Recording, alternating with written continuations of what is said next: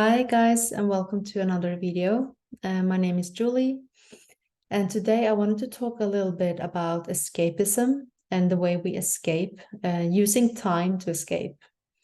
And you can say this is very deep conditioning, and I also think this can be quite cultural. We learn this in our culture. Some culture they escape to the past when or not also subcultures. As well. It doesn't have to be like the whole country or something, but you can say some environments, maybe it's a better word, escape to the past in terms of nostalgia. They look back into the past, and this was better back then. And then you have, especially in my culture, where we look to the future. It's a constant planning, and there's constant achieving and trying to reach somewhere in the future when everything is going to be great. And we can use this when we try to escape the present moment, because what we learned at some point that being present is not comfortable. So we try to get somewhere else. And we also learn that we have to achieve things, we have to become something, right?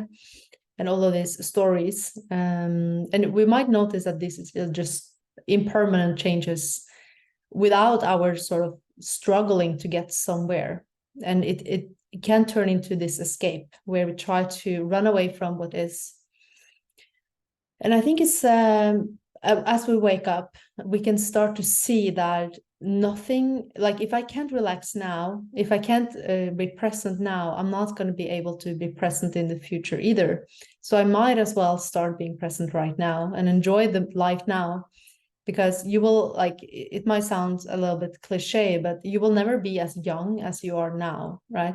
So you can never really go back in time. So you might as well learn to enjoy the moment right now instead of trying to get somewhere else.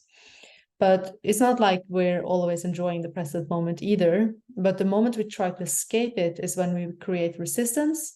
And also there's like a split in reality. And we believe that there is a future point in time where everything's going to be great or something is going to be better.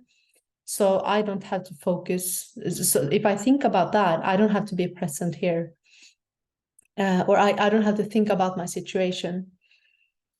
And you can say that the situation that you're in, usually that's also, unless you're like bleeding or something is happening that's really a fire or something, usually the situation might not be as dangerous or painful as it is. It's usually mind-created suffering too. And we try to escape it by running in time, by trying to get somewhere else.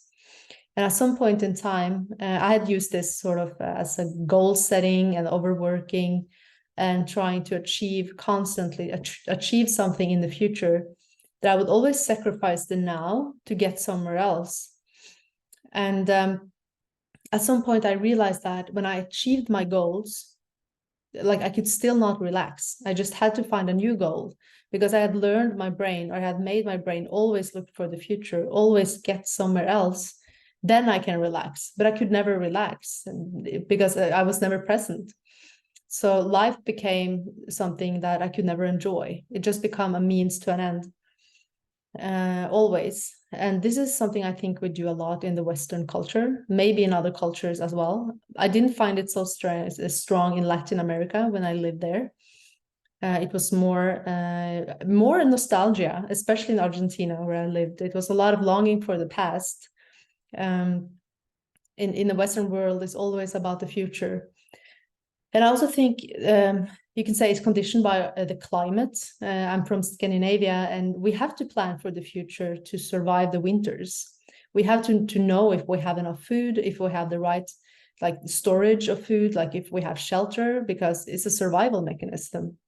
But today it's not really necessary in the same way, because you can buy food at the grocery stores, and most of us have houses, or at least access to be inside. Of course, there are exceptions, but generally, the survival mechanism is creating stress and worry where it's not really necessary. So we create more suffering than it's necessary. So it's become like a cultural programming that we always work for the future. And we can say that when you're on the top, there's nothing, what's there then? Do you have Are you living because you're enjoying what you're doing now, or are you just trying to get somewhere else? Usually that is also to create an identity.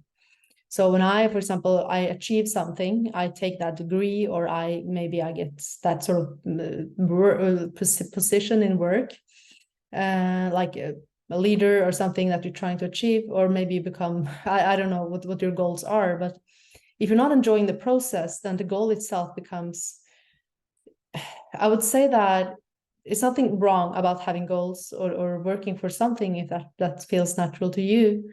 But it shouldn't be necessary to sort of sacrifice the present moment. We can be present and also work for goals at the same time. And if we don't, it's usually a sort of escapism from what is and trying to reject the present moment. And I think it's quite common. I just want to make you aware of it in this video. I've done it a lot. And sometimes I can still fall into that, especially when I'm around people that are, you can say, very conditioned that way. I can also fall into that and be, oh, okay, here I go again. I'm trying to get somewhere. I think when that happens, then life is going to be great. But usually life is changing all the time. So it is both great and then, in one moment, there's a situation that okay, this is something I wanted. And the next moment, maybe there's a situation that you didn't want. And liberation is when you can be present and learn to, I would say, flow with life instead of constantly trying to manipulate life and make it your way. At least that's when suffering, it's a lot of unnecessary suffering because we try to make life a certain way when it's not always that way. Anyway, that was what I had for today. I hope it was helpful, and like and subscribe if you resonate with my videos, and also leave a comment below to let me know how you think about this subject. And much love and namaste.